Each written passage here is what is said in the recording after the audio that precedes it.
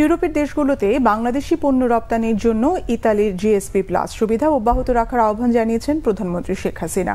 দেশটিকে বাংলাদেশি বিনিয়োগের আহ্বান জানিয়ে তিনি বলেন, বাংলাদেশে অভ্যন্তরীণ বাজারের বাইরেও দক্ষিণ এশিয়া ও দক্ষিণ পূর্ব এশিয়ার বাজারে ব্যবসার অবারিত সুযোগ রয়েছে। সকালে গণভবনে ইতালির রাষ্ট্রদূত অ্যান্তোনিও আলেসান্দ্রো সৌজন্য সাক্ষাৎ করতে গেলে প্রধানমন্ত্রী এসব কথা বলেন।